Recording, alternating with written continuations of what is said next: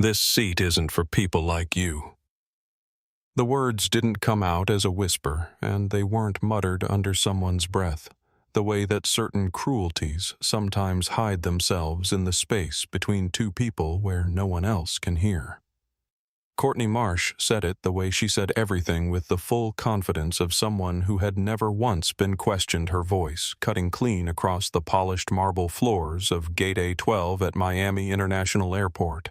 Loud enough for the couple in the leather chairs to look up, loud enough for the businessman typing on his laptop to pause mid-sentence, loud enough for every person within 30 feet to turn and look at the young woman standing at the mahogany boarding counter and understand without any further explanation exactly what kind of interaction this was going to be. Zara Bennett was 22 years old, and she looked exactly like what she was, an exhausted art student who had not slept more than 4 hours in the past 2 days, who had spent the last 72 hours in a studio under fluorescent lights, finishing the most important project of her academic life, and who had not thought for a single moment this morning about what she was wearing when she grabbed her things and headed for the airport.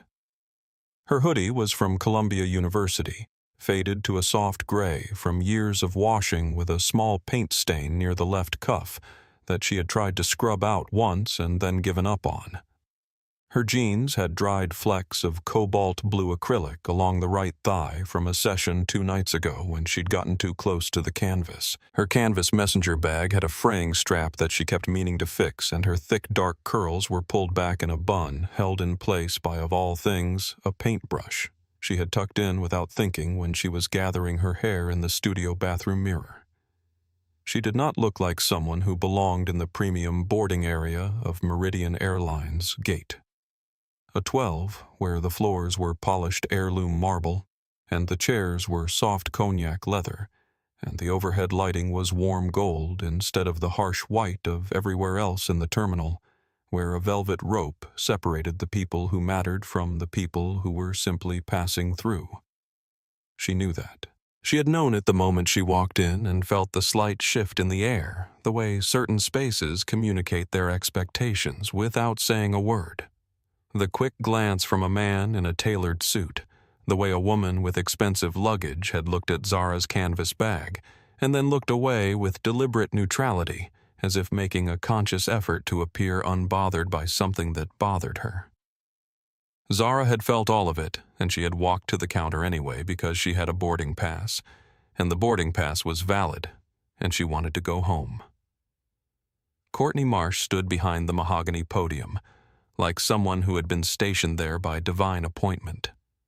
She was in her mid-30s, with platinum blonde hair lacquered into a smooth, immovable coif, a navy blazer pressed to the kind of perfection that suggested it had been ironed that morning with unusual care, and a supervisor's badge clipped to her lapel that she wore the way other people wore medals. Her manicured nails, a deep, precise burgundy, tapped a quiet rhythm against the granite counter as she looked at Zara, and her eyes did the thing that Zara had seen eyes do her entire life. They assessed, they concluded, and they moved on, all within the space of about 2 seconds before Zara had spoken a single word. Zara held up her phone.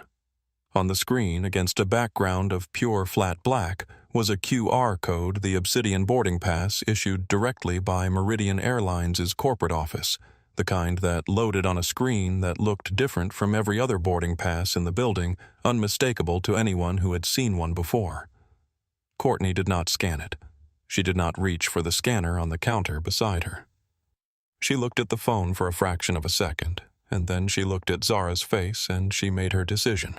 30 feet away, in the leather seating area near the window that looked out over the tarmac, a man in a charcoal suit looked up from his tablet. He was tall, even sitting you could tell, and he had the kind of stillness about him that people sometimes develop when they have learned over many years to observe before they act. He set the tablet down slowly on the arm of the chair, and he watched. 18 hours earlier, the studio on the 4th floor of Columbia's Arts Building had been completely silent except for the sound of Zara's breathing and the faint hum of the ventilation system overhead, and the work was finally done. She had been standing in front of it for almost 10 minutes without moving, which was the first time she had stood still in approximately 3 days, and she was trying to understand what she was feeling. The installation filled the entire back wall of the studio, a construction of more than 400 pieces of shattered glass. Each fragment carefully positioned and secured, forming together the shape of a world map that covered nearly 12 feet from end to end. Each individual piece of glass had been treated with a photographic transfer, so that embedded within the fractures and angles of every shard was the face of a different person, a face from a photograph collected over 3 years of interviews and correspondence and research, 412 people from 40 countries, who had all answered the same question when Zara had asked it. The question was simple. Tell me about a moment when you were traveling in an airport, on a plane, at a train station, anywhere in transit, when you felt like you didn't belong. The answers had taken her 3 years to collect and 2 nights without sleep to turn into art. And now the work was finished, and it was called Everyone Belongs Somewhere, and it was the most honest thing she had ever made. She was still looking at it when her phone buzzed on the stool beside her easel, and she picked it up, without looking away from the glass. Tell me you finished. Her father's voice came through the speaker, warm and a little scratchy, the way it always sounded when he called late at night, and Zara finally exhaled. I finished. How does it look? She tilted her head, studying the way the fragments caught the fluorescent light and scattered it into small cold stars across the studio floor. It looks like the truth, she said. Donovan Bennett laughed, a quiet, satisfied sound. He was 54 years old and had been the CEO of Meridian Airlines for 11 years. And before that, he had been the founder of Meridian Airlines, having built it from a 2-room office in Atlanta with 11 employees and a single leased aircraft into what it was today. One of the 10 largest carriers in North America, operating routes across 4 continents, employing nearly 40,000 people. He had been turned down for financing 14 times before a single investor said yes. He had walked into rooms where every person at the table had decided, before he opened his mouth, that he was going to fail. And he had built his company anyway, one deal at a time, one flight route at a time, until the rooms he walked into were his own. None of that was what Zara thought about when she thought about her father. She thought about the way he had taught her to pack a carry-on when she was 7 years old, folding everything, precisely making her redo it until she got it right, and how he had explained that the reason to pack carefully was not efficiency, but respect.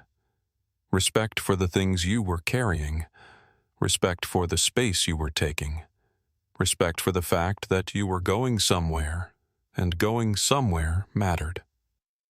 She thought about how he had taken her on her first international flight when she was 5. The 2 of them in first class on a route from Atlanta to London, and how she had pressed her face against the oval window and asked him why the clouds didn't fall, and he had pulled her onto his lap and explained about air pressure and density with more patience and care than most fathers give to questions that have easy answers, because he treated every question she asked as if it deserved his full attention. I was thinking, Donovan said, now I could send a car to bring you to the airport in the morning. You don't need to deal with the transit situation when you're exhausted. I want to take a cab, Zara said, still looking at the glass wall. I want to move through the airport like everyone else moves through the airport. There was a pause on the line. You know you don't have to do that. I know.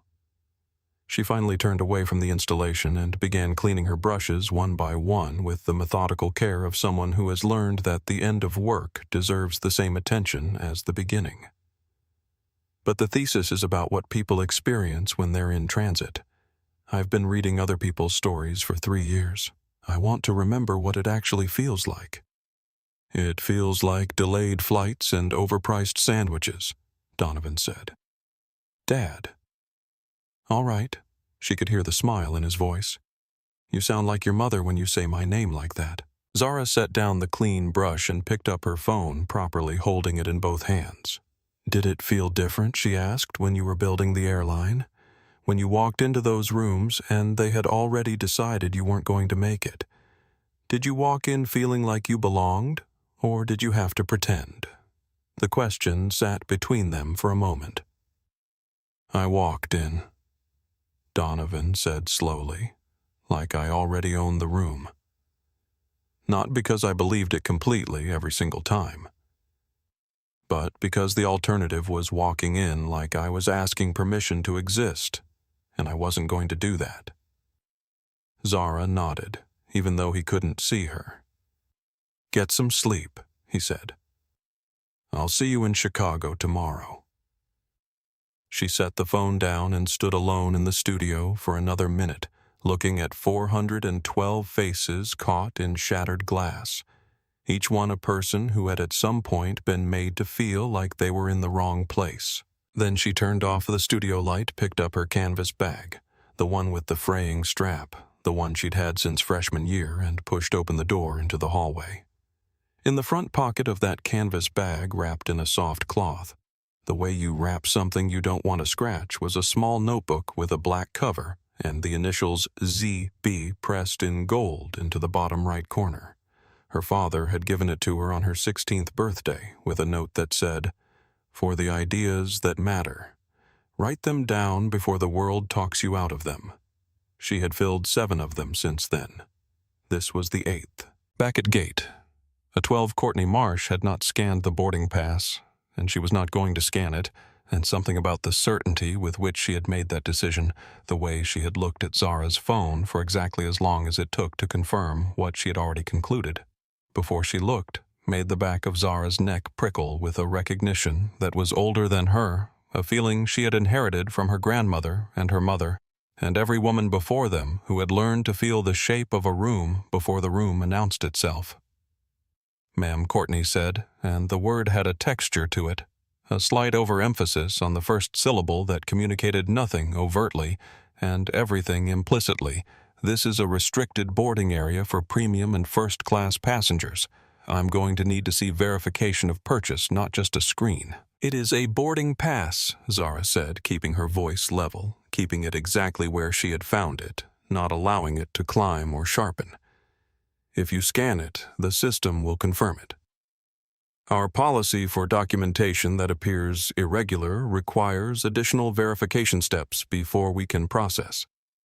"Boarding," Courtney said, which was smooth and technically constructed and meant absolutely nothing, and she turned to her computer terminal and began typing with the deliberate precision of someone performing authority rather than exercising it. What Zara could not see because she was standing on the wrong side of the counter was what Courtney was actually typing. She was not running a verification check. She was navigating to the passenger management system and manually flagging seat 1. Zara's seat with a notation that read, "Passenger appearance inconsistent with premium class profile. Verification required. Flag for security review." The timestamp on that entry would later show that it was created before Courtney had made any attempt to examine the boarding pass at all. But Zara didn't know that yet. She stood at the counter and held her phone steady and waited, because she had been taught that patience in the face of provocation was not weakness, it was strategy, and because she genuinely believed still at this point that this was a misunderstanding that a scan would resolve. Then Harrison Webb arrived. He came from the direction of the executive lounge, moving with the unhurried confidence of a man who had never once worried about missing a flight, because flights in his experience were inclined to wait. He was 58, with the thick silver blonde hair of someone who had once been conspicuously handsome and knew it, wearing a suit that had been made for him specifically by someone whose name he dropped into conversations when the opportunity arose. His watch was a Patek Philippe, the kind that costs more than many people's cars, and is purchased not because you need to know the time, but because you want other people to know that you don't need to worry about money. He owned 4 luxury resort properties across Florida, and was the kind of man who described himself as self-made in a way that omitted several important early chapters. He walked to the premium boarding counter, set his leather carry-on down beside him, and glanced at Zara with the mild, dismissive assessment of someone encountering an unexpected minor inconvenience, the way you look at a car parked badly on a street you need to turn onto. What happened to Courtney Marsh in that moment was so complete and so immediate that several passengers nearby noticed it without being able to articulate exactly what they had seen. Her spine straightened. Her expression, which had been a controlled professional flatness, became genuinely warm. Her voice dropped half an octave and softened around the edges. "Mr. Webb, what a pleasure. Welcome back. Please give me just one moment and I'll have you boarded right away." She turned back to Zara, and the warmth vanished. "Ma'am, as I explained, there are some irregularities with your documentation that I need to work through before I can allow you to access the boarding area. This process can take a few minutes." "You haven't tried to scan it," Zara said quietly. "I'm conducting the verification through our internal system." "You flagged my seat," Zara said. Not loudly, not accusatorially.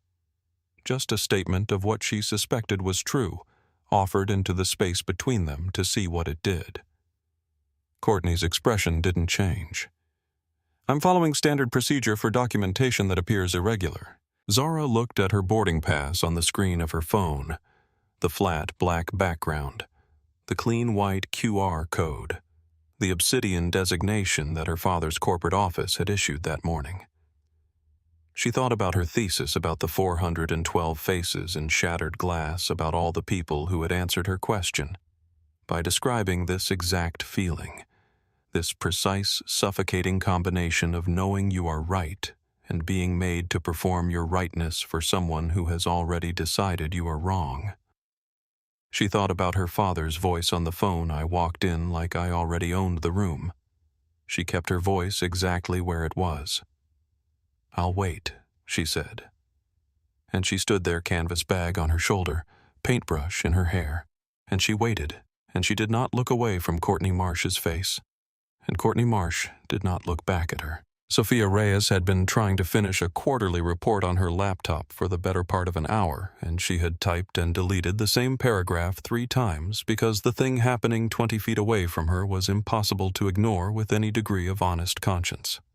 She was 28, a marketing coordinator for a hospitality company based in Miami, flying back to her office after a 3-day conference in New York that had been extended by a weather delay, which was how she ended up at Gate A12 on a Thursday evening with her laptop open and her coffee going cold and a front row seat to something she had seen before. Not here, not in this exact configuration, but the shape of it was familiar in the way that certain patterns become familiar when you have spent enough of your life being aware of them. She had grown up in Hialeah with her grandmother, who had immigrated from Guadalajara in 1974 and had cleaned hotel rooms for 22 years and had always told Sophia to stay quiet when authority was in the room because staying quiet was how you stayed safe. Sophia had spent most of her 20s trying to decide whether her grandmother was right, and she still wasn't sure, but she had decided that staying quiet and staying safe and watching someone else be humiliated in real time were 3 separate things, and she wasn't willing to conflate them anymore. She closed her laptop. She opened her phone. She pressed the button to start a Facebook Live. "Hey," she said, keeping her voice low and conversational, angling the camera toward the boarding counter without making it obvious that she was doing so. "I'm at Miami International right now, and there's something happening in front of me that I think people should see. I'm going to try to capture this as clearly as I can. I'm not going to editorialize. I'll just show you what I'm seeing and let you decide what you think." She pointed the camera toward Courtney and Zara. 3 people tuned in within the first 30 seconds. Then 9. Then 24. Zara, standing at the counter with her phone still raised and her posture still steady, had no idea the camera was on her. She was focused entirely on Courtney's face, watching for the moment when the performance of procedure would give way to something more honest, and she was not finding it.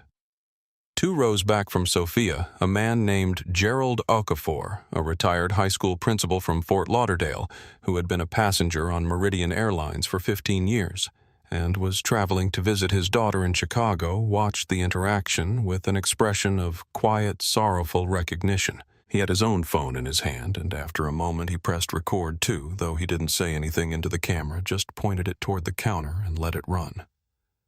A young woman near the window, a college student traveling home for a break, exchanged a glance with her seatmate, a look that communicated something clear without words, and held up her phone. Harrison Webb, standing to the side of the counter with his carry-on parked beside him and his arms loosely crossed, observed the growing atmosphere with the mild attention of someone watching a situation resolve itself, not because he was indifferent to it, but because he had already placed himself on a side without quite noticing that he had done so. Courtney still had not scanned the boarding pass. She was typing things into her computer terminal. She had not acknowledged that 3 people nearby were now holding up their phones, and she had not looked up from her screen. Zara shifted her weight slightly from her left foot to her right, the way she always did when she was tired, a small, involuntary motion that she had never been able to train out of herself. Her free hand hanging at her side moved briefly to the canvas bag at her hip, her fingers touching the outline of the black notebook inside it through the fabric, not reaching for it, just confirming it was there. 30 feet away, the man in the charcoal suit had not picked up his tablet again. "I've had to initiate a security review on your boarding pass," Courtney said, and the sentence was constructed very carefully. Every word load-bearing in the way that bureaucratic language often is when it's being used as a weapon rather than a tool. She picked up the phone on the counter, the internal line that connected to the security desk, and dialed without looking at Zara. "I'll need you to step to the side while we wait for an officer to come and help us resolve this. You manually flagged my seat in the system before you looked at the boarding pass," Zara said, not loudly, but with a precision that made the sentence land exactly as she intended it to. Courtney didn't answer. She was speaking into the phone now, quietly, her back half-turned. Harrison Webb, who had been watching the whole exchange with the detached patience of someone waiting for their turn at the counter, took one step forward and addressed Zara with the tone of a man who genuinely believed he was being helpful. "Young lady," he said, "I've been flying first class on this airline for 9 years, and I can tell you that the staff here are very thorough about security. If there's a question about your documentation, the right thing to do is cooperate with the process and let them sort it out." He paused, and the pause had weight in it. People who belong in first class don't tend to have these kinds of problems. The gate area was not quite silent, but it had become the particular kind of quiet that large spaces develop when enough people within them are paying attention to the same thing. The ambient noise of the terminal distant announcements rolling luggage, the general oceanic hum of thousands of people in transit still existed, but it had receded to the background the way irrelevant sounds do when something important is happening in the foreground. Zara turned and looked at Harrison Webb. She looked at him the way she sometimes looked at a piece of work in progress that she wasn't sure yet was working steadily, without hostility, trying to understand the structure of it. "Sir," she said, and her voice was level and clear, and she had decided in the span of about 2 seconds to say exactly what was true, not as a threat, not as a performance, but because she was tired and she wanted to go home, and she was done managing other people's comfort at the expense of her own honesty. "My father built this airline. I have been flying on it since I was 5 years old. In 22 years, across hundreds of flights, I have never once been asked to prove that I belong in a seat I paid for. This is the first time. And the only thing that is different today from every other time I have walked up to a boarding counter is what I'm wearing." There was a beat of silence that felt different from the silence before it charged somehow like the air before a storm. Webb blinked. He looked at her clothing, the faded hoodie, the paint-stained jeans, the canvas bag. And then he looked at her face, and something shifted in his expression that was not quite reconsideration, but was at least the beginning of doubt. But doubt in men like Webb has a way of hardening quickly into defensiveness, because the alternative genuine reconsideration requires a certain kind of courage that comfort tends to erode. "If your father built the airline," he said, and there was a particular quality to the way he said it, a light, almost amused skepticism that was more insulting than outright disbelief would have been. I would think he'd have taught you to dress appropriately for first class. He smiled after he said it, which was the worst part. Zara held his gaze for another moment, and then she turned back to the counter, and she didn't say anything else to him, because there was nothing to say to a man who had just told her in the politest possible language that he would only believe her story if she looked like the version of it he found acceptable. Officer Troy Daniels arrived 2 minutes later, walking with the brisk, purposeful stride of someone who had been called to resolve a situation and had already, from 40 feet away, identified which party was the situation. He was 44 years old, a contractor with the private security firm that staffed Meridian's ground operations, and he had worked airport security for long enough that he had developed the kind of efficient pattern recognition that can be genuinely useful in a chaotic environment and genuinely dangerous when the patterns it recognizes are built on bias rather than evidence. He took in the scene the way he always took in scenes, quickly, categorically, with the confidence of someone who trusted his instincts, because his instincts had, from his perspective, reliably served him.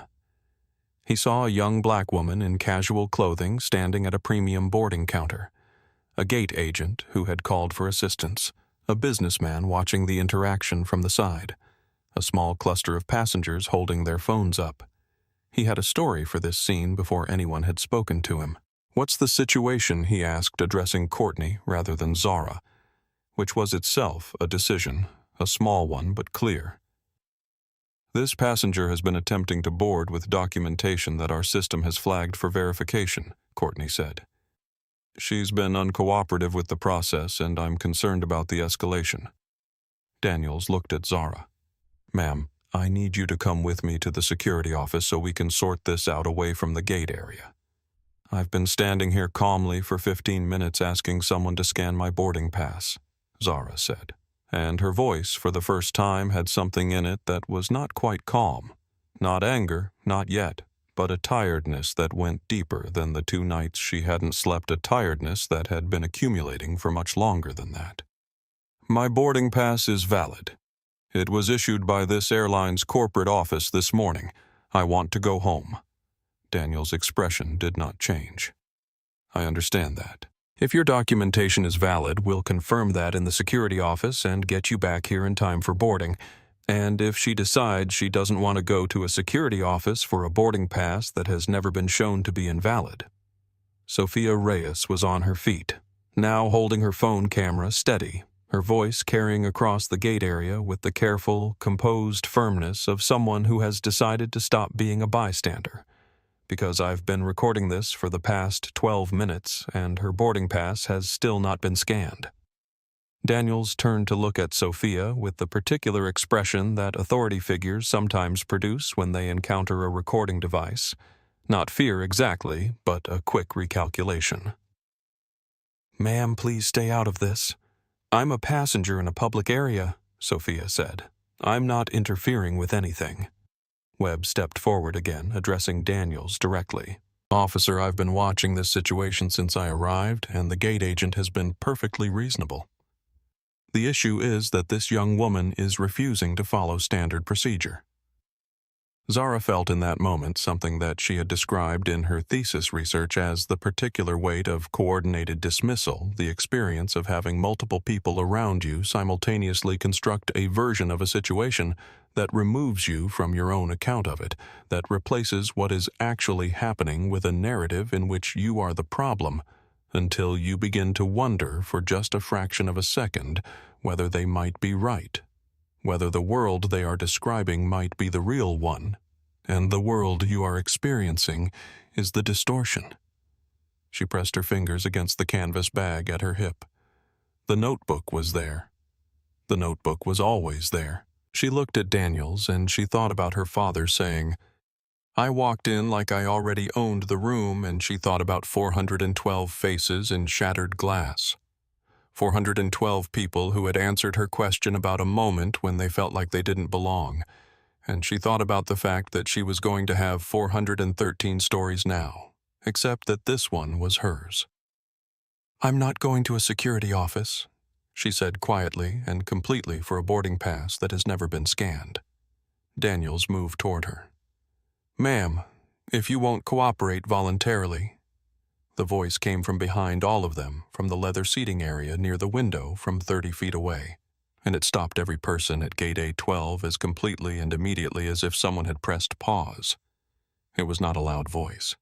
It didn't need to be. Donovan Bennett stood up, the way tall men sometimes stand up in small rooms, not dramatically, not in a rush, but with a deliberateness that meant everyone in the vicinity noticed it before he had taken a single step. He was 6 feet 3 inches tall, wearing a suit the color of a winter sky just before dark. And he had been sitting in that leather chair for the better part of an hour reading emails and watching. He had known Zara was on this flight. He had arranged to be at this terminal at this gate, at this time precisely because she was, and because he liked when his schedule allowed to watch his daughter move through the world. Not to intervene, not to smooth the path, but simply to see her the way parents sometimes like to observe their children in contexts where the children don't know they're being observed. Because in those moments you see something unperformed, something true. The person they are when they are not being a daughter, or a student, or a version of themselves constructed for an audience. He had watched Zara walk to the counter with her faded hoodie and her paintbrush-secured hair, and her canvas bag with the fraying strap. And he had recognized in the first 30 seconds of watching Courtney Marsh's face exactly what kind of interaction this was going to be. He had watched it the way he had watched many things in his life that made him want to act immediately. Board meetings where someone was talking over a good idea. Conversations where bias was being dressed in the language of professionalism. And he had made himself wait.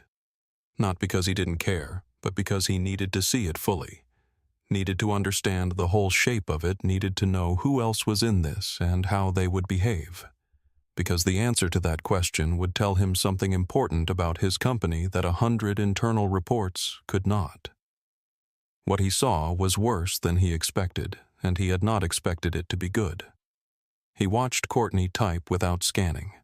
He watched the arrival of Harrison Webb and the metamorphosis of Courtney's demeanor, the instant complete transformation from cold, bureaucratic refusal to warm, genuine welcome, and he watched it with the focused attention of someone making a permanent record. He watched Webb insert himself, and he recognized the particular way Webb did it. Not hostile exactly, just so completely certain of his own correct placement in the hierarchy that he had no framework for the possibility that Zara belonged here at least as much as he did. He watched Daniels arrive and read the room in exactly the wrong direction, and he watched his daughter stand there and absorb all of it. The flagging, the dismissal, the coordinated machinery of people who had decided without a single piece of evidence that she was in the wrong place. And he watched her hold herself together with a composure that he knew, because he had raised her, was costing her something. Before he stood up, there was a moment, just a moment, 2 or 3 seconds in the private architecture of his own mind when he wasn't the CEO of Meridian Airlines. He was just a father. He was the man who had bribed Zara onto his lap during a transatlantic flight when she was 5 and explained atmospheric pressure using a plastic cup and a napkin. He was the man who had sat outside her studio at 11 at night during her sophomore year when she'd called him crying and said she didn't think she was good enough, and he had told her that good enough was not the bar she was working toward, that the bar she was working toward was honest, and honest was harder and more important than good enough. He was the man who had promised himself somewhere in the unspoken contract of fatherhood that his daughter would never have to prove she deserved to be somewhere she had every right to be. He had made that promise and he had failed to keep it today, and that was on him and he was going to have to sit with that. But first, he stood up. He picked up his tablet and his jacket unhurried, and he walked toward Gate A12 with the measured, even pace of someone who has enough authority that he does not need to move quickly to communicate urgency, because the authority is in the way he moves, not the speed of it. He stopped 12 feet from the counter. "Officer Daniels." He said it at a normal conversational volume, and it was enough. Every person at Gate A12 turned. Daniels turned. Courtney turned. Webb turned. Take your hands off my daughter." He had not raised his voice. He didn't need to. The words fell into the sudden silence of Gate A12, the way large objects fall into still water completely with immediate and expanding consequence. And Courtney Marsh's mouth opened and stayed open, and Troy Daniels' hand, which had been moving toward Zara's arm, stopped where it was, as if he had run up against something solid, and Harrison Webb took an involuntary step backward. Zara turned around. She looked at her father, and for the first time since she had walked into Gate A12, she exhaled completely. "Dad," she said. One word. And everything changed. Donovan Bennett walked to the counter. Not fast, not slow. The kind of pace that says, "I have already decided how this ends, and I am walking toward the end of it." He stopped in front of Courtney Marsh, and he looked at her the way he looked at things he was about to understand fully, with complete, undivided attention, missing nothing. "Ms. Marsh," he said, and Courtney flinched slightly at the use of her name because he had not introduced himself, had not asked for her name, had simply known it, and that knowing carried its own kind of weight. Employee ID 6631. 14 years of service with Meridian Airlines, the last 7 assigned to Gate A12 here in Miami. He was not reading from his phone. The information came from him the way all information came from him, fully present, fully recalled, unhurried. You have a record of strong performance evaluations through 2019 and a pattern of security call escalations beginning in early 2020 that has never been formally reviewed by your supervisory chain. We're going to talk about that. He took out his phone, a device that looked to a casual observer like an ordinary smartphone, and was in fact connected to Meridian's full internal management infrastructure. He navigated to a screen and he turned it to face Courtney. "This is the access log from your terminal for the last 40 minutes, he said. At 6:47 p.m., which is 14 minutes before Officer Daniels arrived, you created a notation in the passenger management system flagging Seat 1A as a security concern with the note passenger appearance, inconsistent with premium class profile. The timestamp on that entry is 6:47 p.m. My daughter presented her boarding pass to you at approximately 6:44 p.m. He let that sit for a moment. You made the decision to flag her before you looked at the documentation. You flagged her because of how she looks. The gate area had gone very quiet. Sophia Reyes had her phone up and steady. Gerald Okafor was recording from 2 rows back. 4 other passengers had their devices raised. Courtney opened her mouth, closed it. Her carefully maintained professional composure was developing hairline fractures in real time. I was following, she began, our standard. In the past 12 months, Donovan said, not raising his voice, not accelerating his delivery. You have called for security assistance from Gate A12 43 times. 43. He swiped to another screen. Of those 43 calls, 38 involved passengers who are minorities. Do you want to know how many of those 38 passengers were ultimately found to have invalid documentation? Silence. 0, Donovan said. Not one. Every single one of them had a valid ticket, a valid reservation, a valid right to board the flight they were standing at the gate for. 38 people were delayed, questioned, humiliated, and subjected to security response, and every single one of them had done nothing wrong except look in your assessment like they might not belong where they were standing. He didn't say the word. He didn't need to. It was in the room anyway. Courtney's burgundy nails had stopped tapping. Her hands were flat on the counter, and she was looking at the screen of Donovan's phone, and her face had gone the particular color that skin sometimes goes when the blood beneath it is doing something complicated. Donovan turned his attention to Harrison Webb, who had been edging with the small, hopeful increments of a man who believes he can extract himself from a situation through the sheer subtlety of his retreat toward the seating area. Mr. Webb. Donovan did not turn his head. He simply spoke the name and Webb stopped. "I have your flight history," Donovan said. 9 years, frequent flyer, number 347812. You have been a passenger on this airline hundreds of times, and I want to be very clear about something. He turned now finally to look at Webb directly. You are not a security official. You are not an airline employee. You are a passenger. When you chose to stand at that counter and tell my daughter that people who belong in first class don't have these kinds of problems, you made a choice. A conscious, voluntary choice to add your voice to a situation that was already causing harm. I want you to understand that that choice has consequences. Sophia's livestream viewer count, which had climbed steadily through the confrontation, tipped past 10,000. The hashtag forming in her comment section was moving too fast to read. Harrison Webb looked at Donovan Bennett and appeared for the first time in the interaction to understand the full dimensions of what he was standing in. Donovan turned away from Webb, and the turn was dismissive in the specific surgical way that only people who are truly powerful can be dismissive, not rude, not theatrical, simply complete, like closing a door on a room you're done with. And he looked at his daughter. For a moment, the gate area.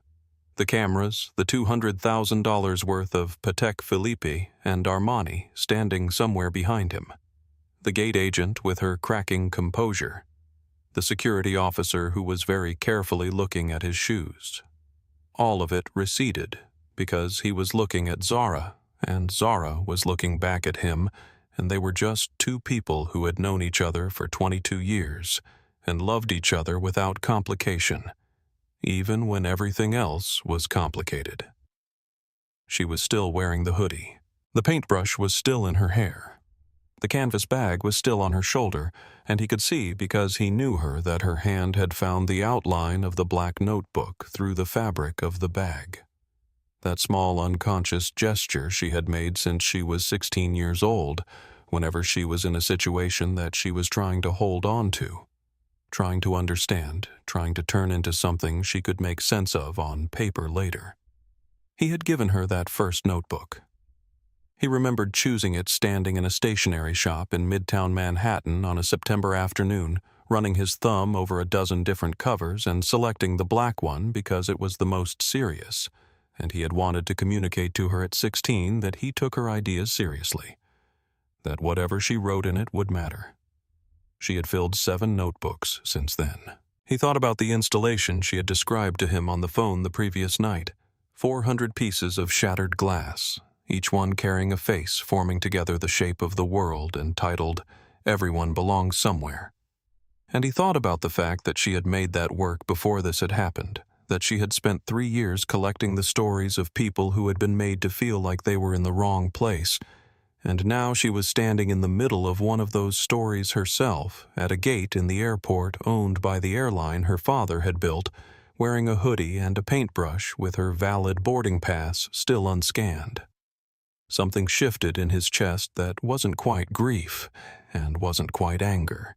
It was more specific than either of those things, more personal. The particular feeling of understanding that you have failed to protect something that mattered to you, not through malice but through the accumulation of small invisible neglects. How long, he asked her, and his voice, for the first time in this entire interaction, was quiet, not because of authority, but because it was quiet between the two of them the way voices go quiet in conversations that are real. Zara understood what he was asking. About 20 minutes. He nodded. He put his hand on her shoulder.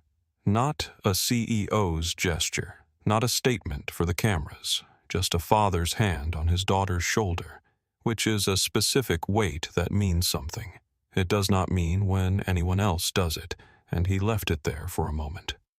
"Tell me something," he said. "The thesis. What's the name of the piece?" She looked up at him.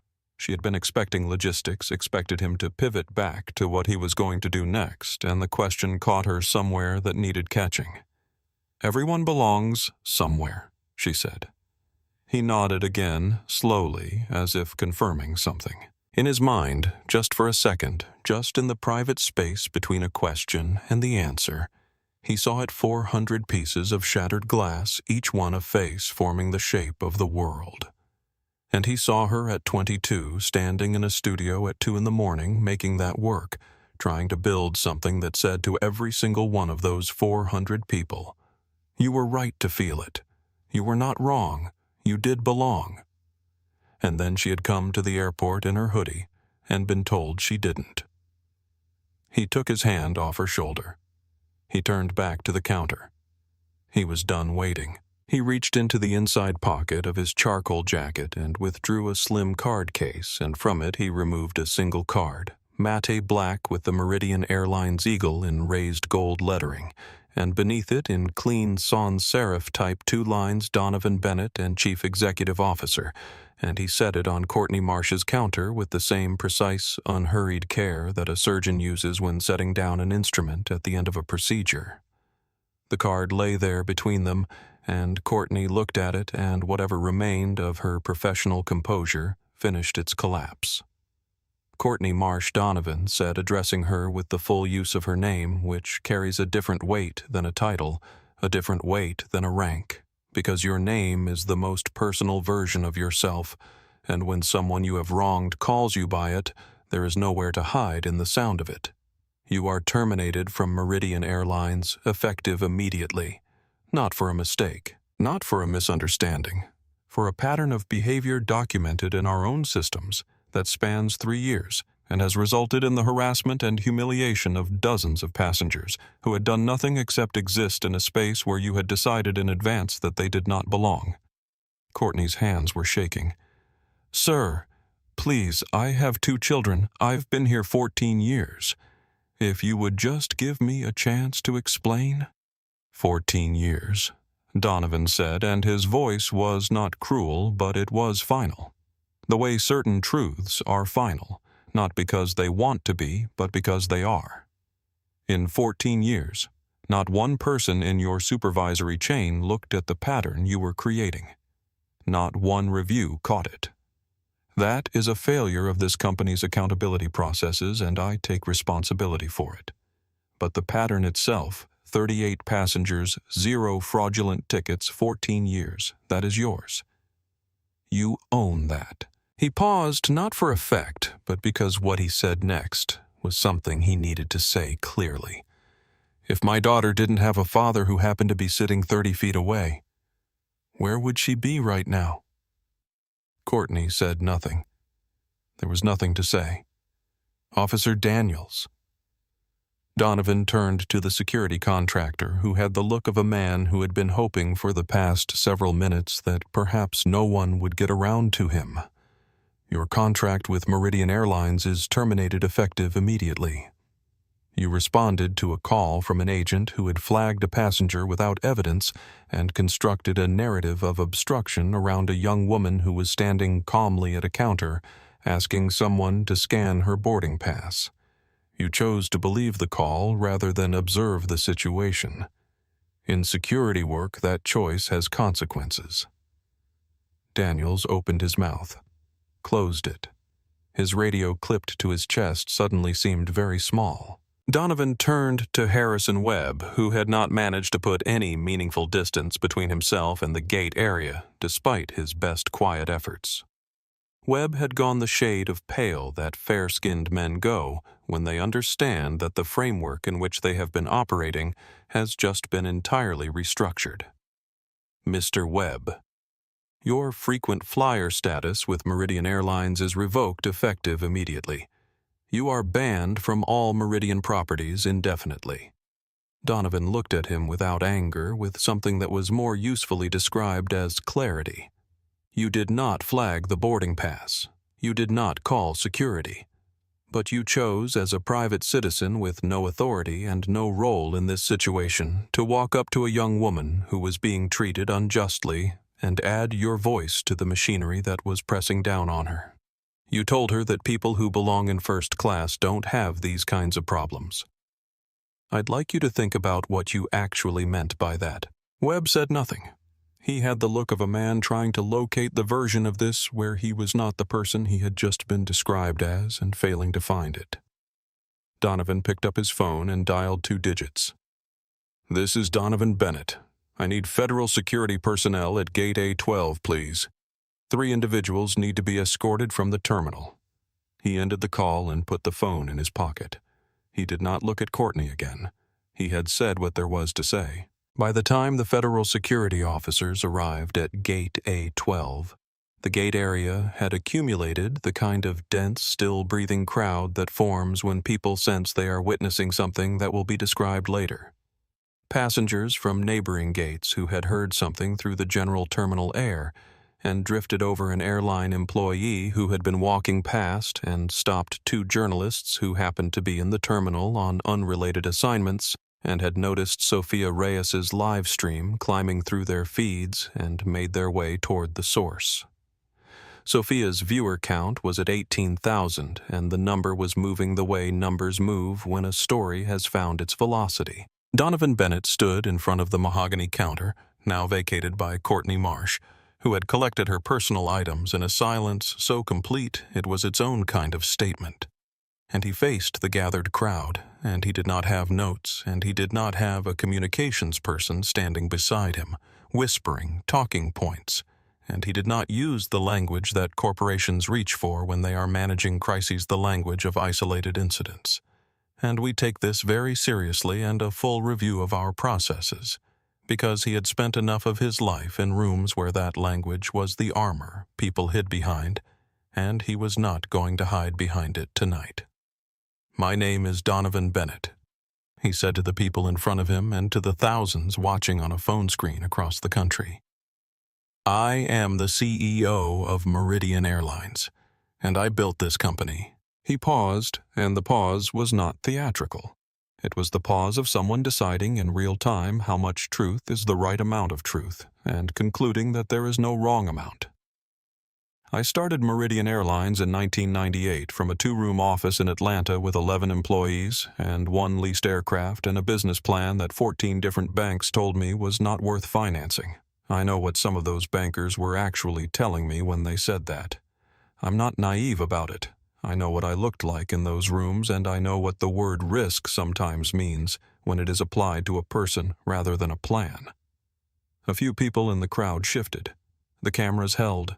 "I built this airline because I believed that travel is not a luxury for certain kinds of people. I believed that the experience of moving through the world, of being somewhere new, of being connected to places and people that are different from where you started, belongs to every person who wants it, regardless of what they look like when they walk through the door."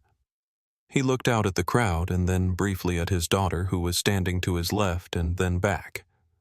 "Tonight, my daughter walked through the door of this airline's gate in a college hoodie and a pair of paint-stained jeans, carrying a valid first-class boarding pass, and she was told in a dozen different ways, and by more than one person, that she didn't belong here." The crowd was completely still. That is my failure. Not just as a CEO, as a person who built something and then did not look closely enough at what it was becoming. He took out his phone, not to read from it, but to show the crowd what was on the screen, the access logs, the timestamps, the notation Courtney had entered before looking at the boarding pass. He held it up, turning it so that multiple cameras could capture it. "This is not an isolated situation," he said. 43 security calls from 1 gate in 12 months. 38 of them involving minority passengers. 0 fraudulent tickets. 0. That tells me something about how my company has been operating in the places where I am not watching. And I am going to be honest with you, the fact that I was not watching is the reason it continued." A woman in the crowd, older, with a rolling suitcase and a child's backpack hanging from her arm, raised her hand slightly. "What are you going to do about it?" The question was simple and direct, and deserved a simple, direct answer. "Tonight, I'm ordering a full audit of every gate operation in this network," Donovan said. "Every customer interaction log, every security call, every complaint filed in the last 5 years. I want to know how deep this goes, and I want the answer to be public, not buried in an internal report that my board reviews in a closed session but made available." He paused. "Furthermore, I am creating a passenger advocate position at every major terminal we serve. Someone whose only job is to stand on the passenger's side of a situation like this one and ensure that what happened here tonight cannot happen without consequence. He stopped. He looked at the crowd for a moment. "And my daughter has something to say," he said. Zara hadn't been warned. She looked at her father with a brief expression of very specific parental exasperation, and then she stepped forward, canvas bag on her shoulder, paintbrush still in her hair, and looked at the gathered crowd, the cameras, the phones, the faces, and she decided to tell the truth. She had never been afraid of an audience. She had presented her thesis work in front of panels of professors whose job was to find the structural weaknesses in what you had made, had stood in gallery spaces while strangers tried to articulate what her art meant to them, sometimes getting it completely right and sometimes getting it entirely wrong, and sometimes, most unexpectedly, getting it righter than she had gotten it herself. She knew how to be in front of people and let them look. But this was different from any of that, because she wasn't standing in front of these people as an artist presenting completed work. She was standing in front of them as a person who had in the past 40 minutes had something taken from her, her time, her dignity, her ability to simply go home, and had it handed back to her in a form she hadn't asked for, which was public and viral, and about to trend under a hashtag. She took a breath. 3 years ago, she said, I started a research project for my thesis at Columbia.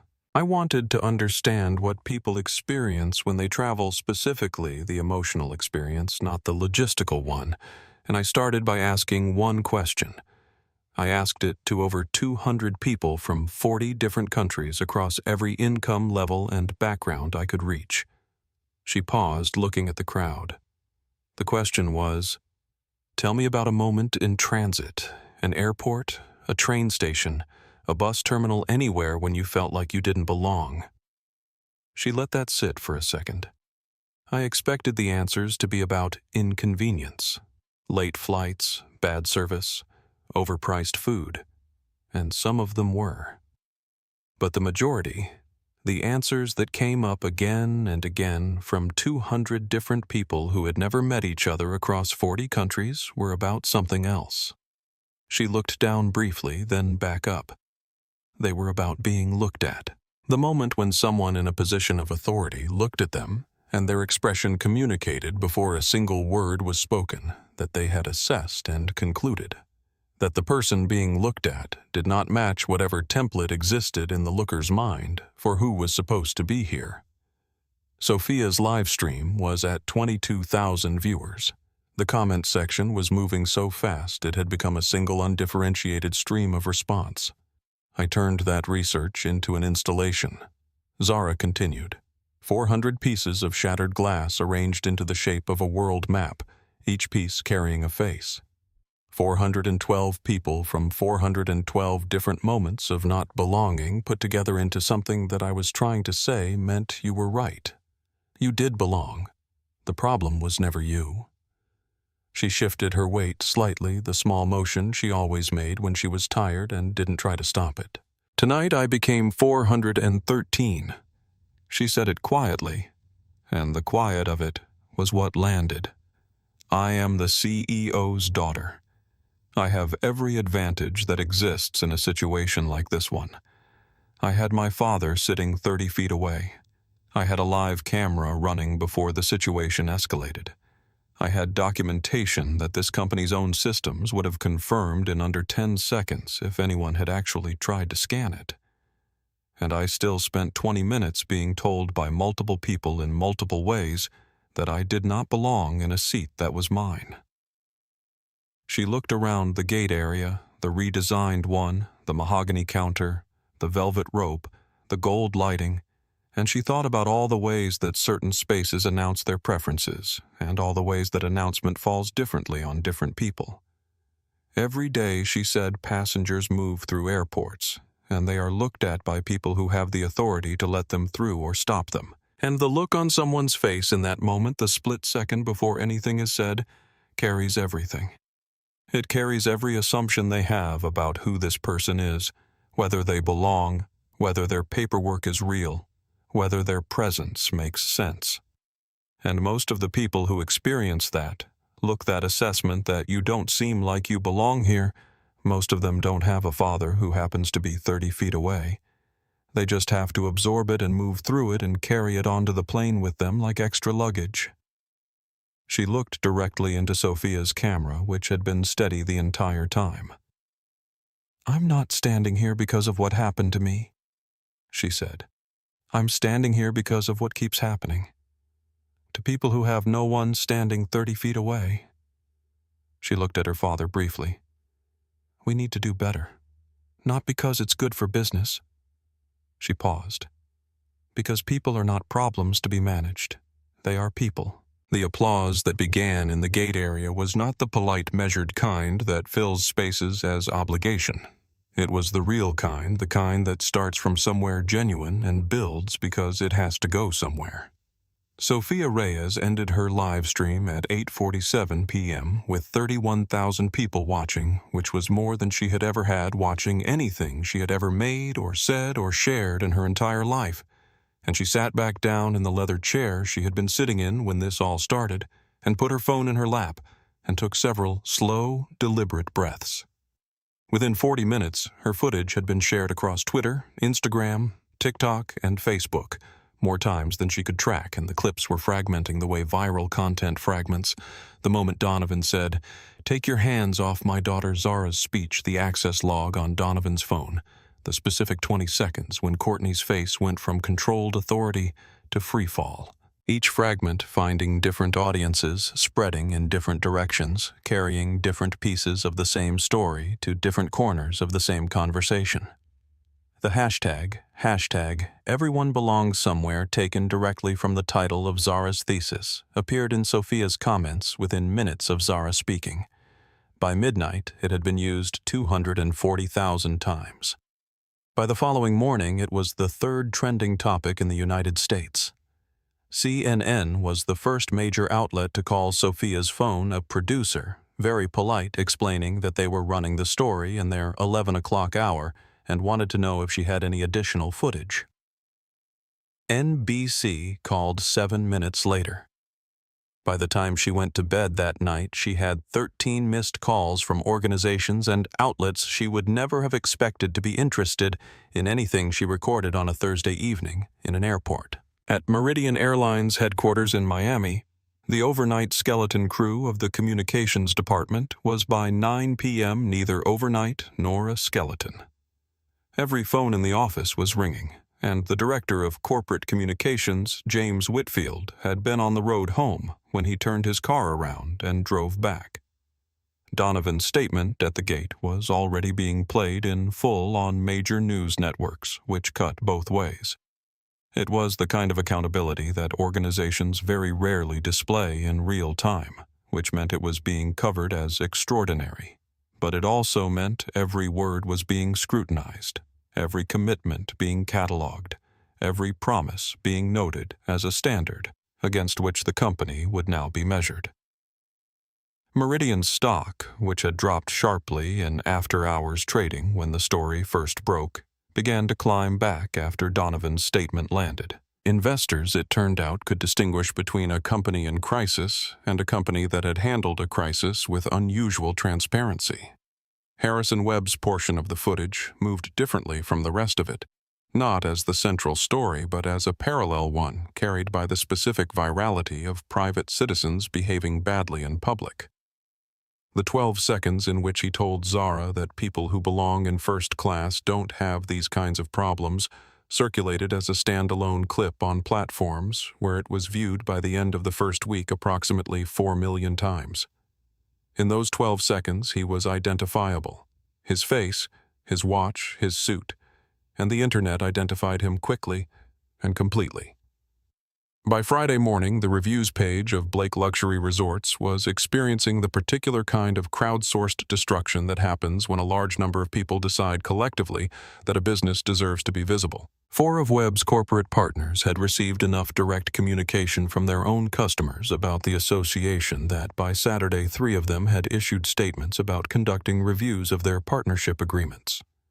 Webb's PR firm released a statement on his behalf on Friday afternoon describing him as someone who had attempted to support airline staff in what he believed to be a security situation and expressing that he had deep respect for all passengers regardless of background, and the statement was received with the specific comprehensive skepticism that public statements receive when the footage they are attempting to contextualize is 12 seconds long and perfectly clear. The story of Courtney Marsh was more complicated, and it was covered more carefully by the outlets that did it well, because she was not a villain in a story that benefits from simple villains.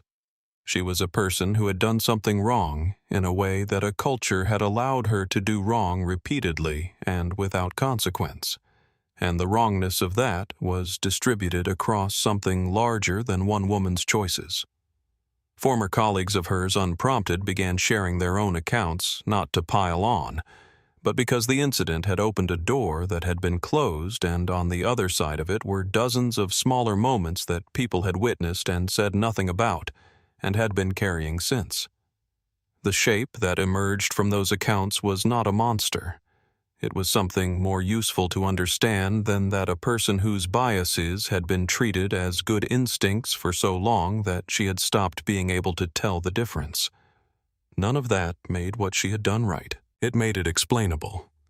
Explainable is not the same thing as forgivable, but it is more actionable than monstrous, and Donovan Bennett, who had been building institutions for 26 years, knew that actionable was where change actually happened. He said as much in the first of what would become a series of direct communications he sent to Meridian's 40,000 employees beginning at 11 p.m. on the night of the incident, before he had slept, before the audit had been formally commissioned, before the press release had been drafted. Tonight, something happened at one of our gates that I want to tell you about directly in my own words before you read about it anywhere else. I want to tell you what I saw, what I found, what I did, and what we are going to do next. This is not a crisis communication. This is the truth. The email was long. He did not use a template. The executive conference room at Meridian Airlines headquarters occupied the northeast corner of the 14th floor, with floor-to-ceiling windows that looked out over the Miami cityscape on one side and the ribbon of Biscayne Bay on the other, and on a clear night, which this was the lights of the city and the lights of the water, created the impression that you were suspended between two versions of the same illuminated world. Donovan had held more consequential meetings in this room than he could easily count. Deals that had changed the company. Crises that had threatened it. Conversations that had gone very late and ended with decisions that no one was entirely comfortable with, but everyone recognized as necessary. This one felt different from all of those. It felt somehow more personal. Around the table at midnight, Sarah Okonkwo, Chief Operating Officer, who had been with the company for 9 years and whose calm was the operational kind. The calm of someone who has thought about contingencies long before they become contingencies. David Reyes, legal counsel, who had a yellow legal pad in front of him, already half covered in notes. Maria Fontaine, HR director, who had sent her assistant home an hour ago and was now working alone on an analysis she had been pulling together since she'd watched Donovan's statement on her phone from her car in the parking garage. James Whitfield, communications director, whose phone had not stopped ringing since 8 p.m., and who was managing the incoming inquiries with the multi-armed, precise attention of someone who had been through crises before and understood that the first 48 hours defined everything. And Zara. No one had called her. She had texted her father at 10:30. "I'm coming to the office. Don't tell me not to." He had replied with a single word. Floor 14. She was sitting at the far end of the table with her laptop open and her canvas bag beside her chair, and the notebook on the table next to the laptop. And she was the youngest person in the room by about 15 years, and she was not there as the CEO's daughter. She was there because she had spent 3 years studying the exact problem that this company now had to address, and she thought it would be wasteful not to be present. "Walk me through the preliminary numbers," Donovan said to Maria Fontaine. Fontaine pulled up her screen on the room's display system. The numbers were worse than anyone had said out loud yet, because saying them out loud in a room full of senior executives gave them a permanence and a gravity that they had not quite had when they existed as rows on a spreadsheet. The gate, a 12 data they already knew. But Fontaine had pulled a broader sample, and the broader sample told a story that the gate A12 data had been hinting at for years across Meridian's 12 busiest U.S. hubs, the pattern held with variations in scale. Minority passengers flagged for additional verification at higher rates. Resolution times longer. Security escalations concentrated in specific gate areas with specific personnel whose complaint histories had never been formally connected or reviewed at a network level. "What are we looking at for documented complaints over 5 years?" David Reyes asked. 341, Fontaine said.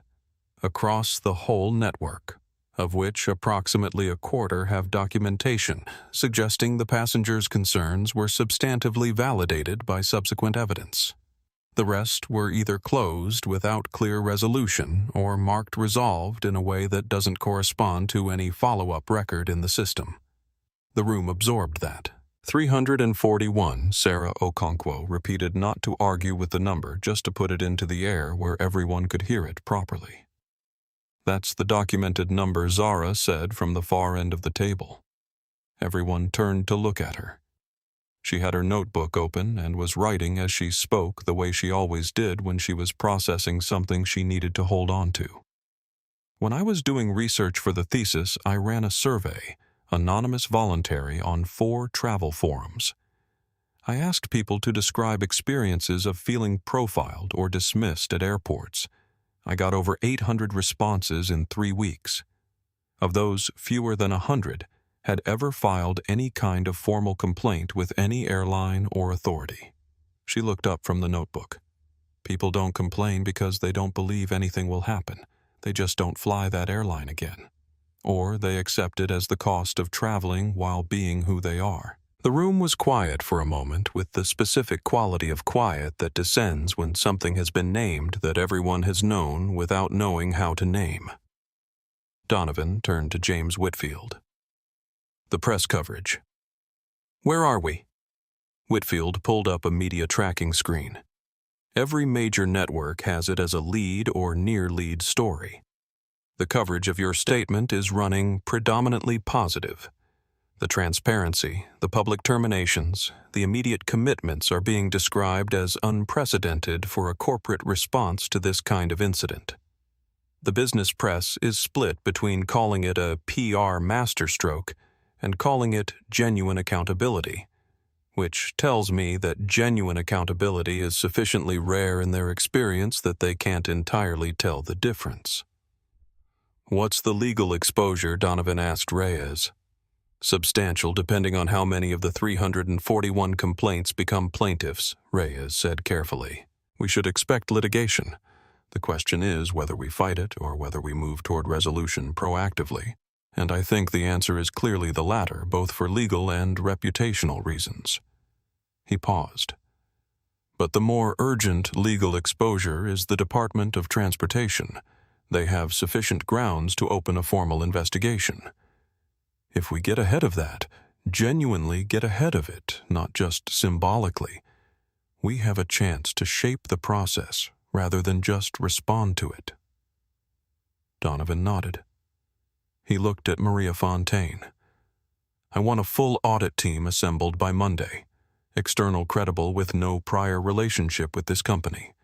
I want them to have access to everything, every gate log, every complaint record, every personnel file for anyone in a customer-facing role. I want to know exactly how deep this goes before anyone else tells us." He looked around the table. "I want to be clear about something," he said. "We are not doing this because the story is viral. We are not doing this because of the stock price or the legal exposure or the coverage on CNN.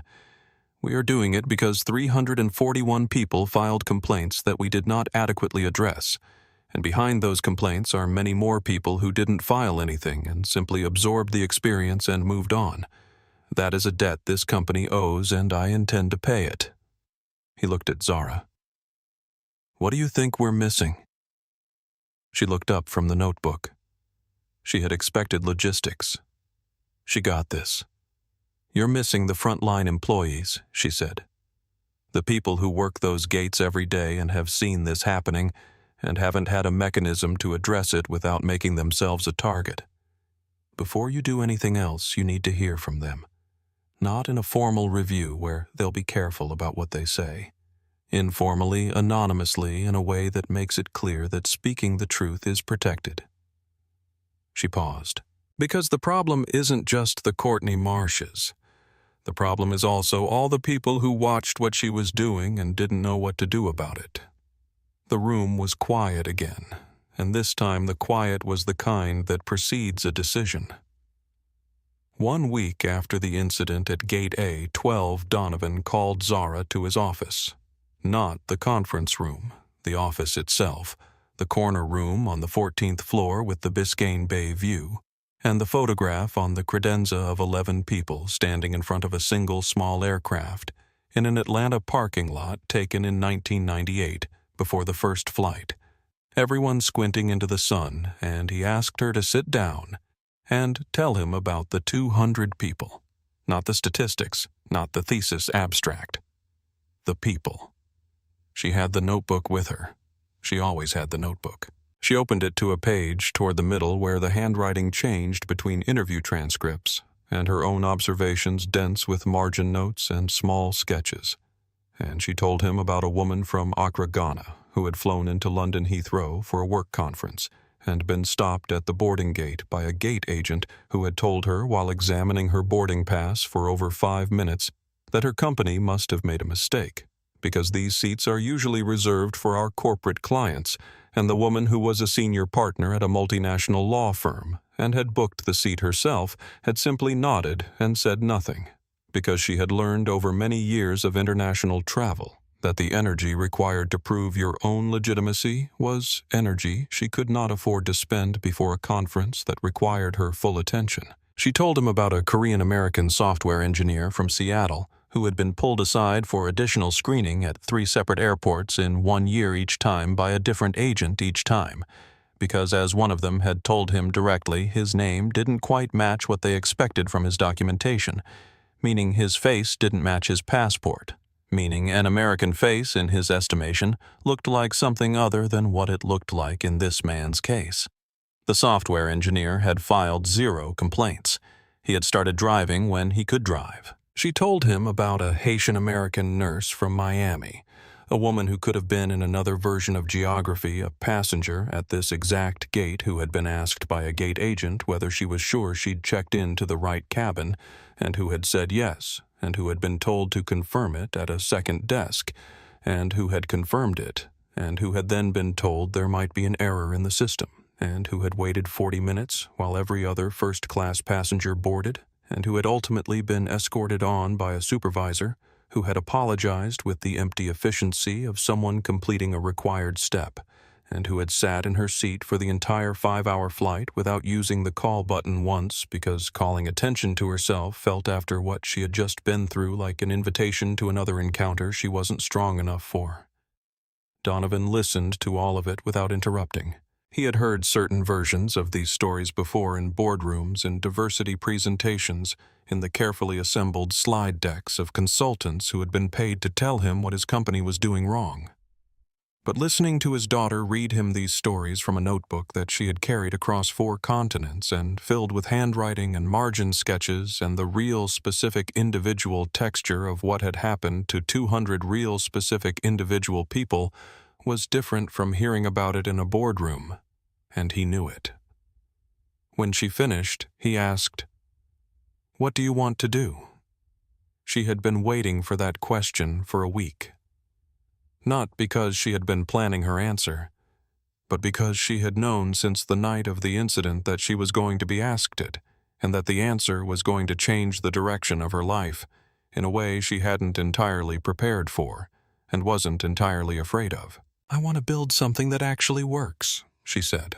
"Not a training seminar, not a policy document, not a statement about our commitment to diversity." She looked at the notebook. "I want to take what I learned from those 200 people and from what happened to me and turn it into something that changes the actual experience of being a passenger who doesn't match someone's template for who belongs here. Real changes in the real interaction at the real counter between the real person standing there and the real person behind it. How long would it need to run before you could show me it works? Donovan asked. 6 months, she said. Pilot program. 5 gates. Not the ones we've already cleaned up, the ones that haven't been touched yet. Real conditions. And at the end of 6 months, I will show you numbers, not projections. Actual numbers. Donovan was quiet for a moment. He turned his chair slightly toward the window, toward the water. You know what people are going to say, he said. CEO's daughter gets crisis position after viral incident. Nepotism dressed as accountability. I know, she said. And the answer to that is results. If the numbers are good after 6 months, the conversation will be about the results. If the numbers aren't good, I'll step down and you can do it the other way. She paused. But I think the numbers will be good. Because I'm not going in without knowing what the problem actually is. I've spent 3 years understanding this problem, Dad. I'm not a consultant who has studied it from the outside. I'm a researcher who has talked to the people who lived it. That's a different kind of knowing. He turned back from the window. He looked at her canvas bag, her notebook, the faint remnant of cobalt blue still in the crease of her right thumb that she hadn't entirely scrubbed away, and he thought about the woman she was becoming, and the woman her mother had been, and the way certain kinds of clarity are passed down, not through instruction, but through the accumulation of example. Passenger experience lead, he said. Pilot program, 5 gates, 6 months. That's what I said, she agreed. He reached across the desk and held out his hand. She shook it formally the way she had seen him close agreements her whole life. And then she laughed because it was absurd shaking her father's hand, and he laughed too, and it was the first time either of them had laughed since Gate A12, and it felt in a way that neither of them would have been able to entirely explain, like something necessary had been restored. 3 weeks after the termination, Courtney Marsh was sitting at her kitchen table in Coral Springs at 2:30 in the afternoon, watching for the 14th time the clip of herself behind the mahogany counter at Gate A12. She wasn't watching it out of some practice of self-flagellation exactly. She was watching it because she was trying to understand it, trying to locate in the 28-second clip that had by then been viewed 11 million times the person she recognized as herself, and she was having difficulty. That was Courtney's face. That was Courtney's navy blazer, Courtney's hair, Courtney's badge. Those were Courtney's hands flat on the counter. That was Courtney's voice saying, "This seat isn't for people like you," loud and clear with the full confidence of someone who had never once been questioned. But the Courtney who watched the clip was having trouble inhabiting the certainty of the Courtney in the clip. The certainty looked different from the outside than it had felt from the inside. From the inside, it had felt like competence, like pattern recognition, like the exercise of well-honed professional judgment developed over 14 years of managing complex situations under pressure. From the outside, it looked like something else entirely, and Courtney was smart enough to know that what something looks like from the outside is not always wrong. She had been at home since the termination. She had applied for 2 positions, one with a different regional carrier and one with a hospitality group, and had received no responses which told her something about what a terminated Meridian employee with this particular viral footprint looked like on an application. She had talked to a lawyer about wrongful termination, and the lawyer had been kind about it and had also been clear the documentation on her terminal. The time-stamped flag that predated any examination of Zara's boarding pass was not a foundation from which to build an argument of wrongful anything. She called a former colleague on a Tuesday morning, a woman named Dana Price, who had worked the adjacent gate at A12 for 6 years and who had texted Courtney briefly after the incident and then gone quiet, which Courtney had interpreted as loyalty under the circumstances and was about to discover was something more complicated than that. They talked for 40 minutes. Dana was careful at first, And then something in her tone shifted slowly, the way shifts happen when someone has been carrying something for a long time and has decided for reasons not entirely articulable that now is when they are going to put it down. Courtney Dana said people knew, not just what happened with that girl, longer than that. People talked. Courtney was quiet. "I should have said something to you," Dana said, directly, "a long time ago. I didn't, and that's also something I have to think about." A pause. "But you have to know.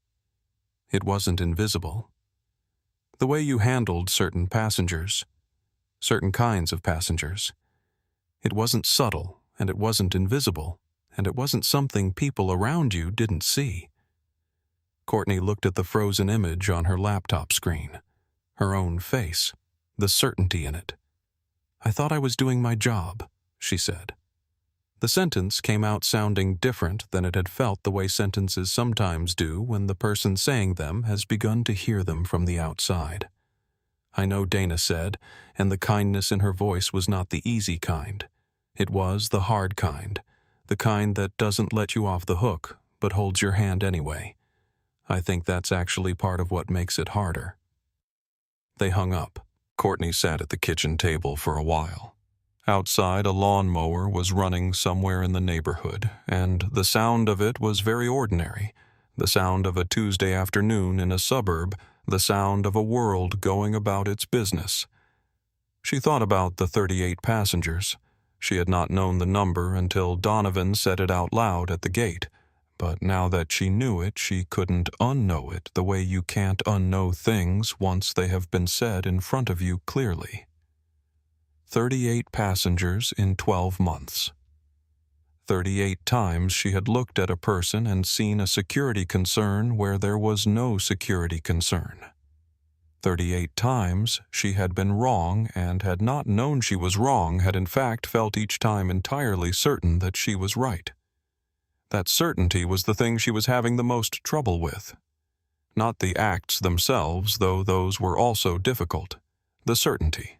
The complete, unexamined confidence with which she had operated for 14 years, never once requiring herself to look at it directly, never once considering that what she experienced as professional instinct might be something constructed and inherited and deeply, quietly wrong. She closed the laptop. She didn't know what she was going to do next. She didn't have an answer to the question of who she was going to be now that the structure she had operated inside had been removed. But she knew for the first time that the question was the right one, and that it was hers to answer, and that pretending it wasn't there was no longer something she was capable of doing. The lawnmower ran on outside. 6 weeks after the incident, Donovan Bennett stood in front of Meridian's full employee communications meeting held simultaneously in person at Miami HQ and via live video stream to 40,000 employees across the network, and he told them the results of the external audit before he told anyone else. Before the press release, before the board briefing, before the Department of Transportation who would receive their formal report the following Monday. He had decided to do it in that order deliberately. The people who deserved to hear this first were the people who worked here. "The audit is complete," he said, "and the results are difficult. Not because they are surprising, many of you will not be surprised, but because seeing it fully all at once in documented form is different from the accumulated sense that something is wrong that I think a lot of you have been carrying for a long time." He walked through the numbers without softening them. 341 complaints over 5 years. The disproportionate distribution of security escalations. The absence of meaningful follow-up. In the majority of cases, the structural absence of any mechanism by which a frontline employee could raise a concern about a colleague's conduct without routing it through a direct supervisory chain, which meant in practice that raising a concern about a peer often meant raising it to the same person responsible for that peer's performance reviews. That structure did not create bias, Donovan said, but it protected it. It allowed bias in the cases where it existed to operate without consequence, because the pathways that might have exposed it were designed in ways that made use of them costly for the people most likely to see the problem. He paused. I take responsibility for that structure. I built this company. The culture here started with me, and the places where it failed also started with me, even when I wasn't looking. From the Miami auditorium, a hand went up. A young woman in the third row, Patricia Osei, 26 years old, a gate agent who had been with the company for 3 years and was assigned to a gate in the domestic terminal, not gate A12, but close enough that she had known Courtney Marsh by name and by reputation for all 3 of those years. Mr. Bennett, she said, and her voice was steady but carrying the particular quality of someone who has been deciding whether to speak for quite some time and has finally made the decision. I have seen situations at my gate that concerned me, more than once, and I didn't do anything about it because I didn't know what I could do that wouldn't come back on me. She paused. What do we do now? When we see something. What is the actual mechanism?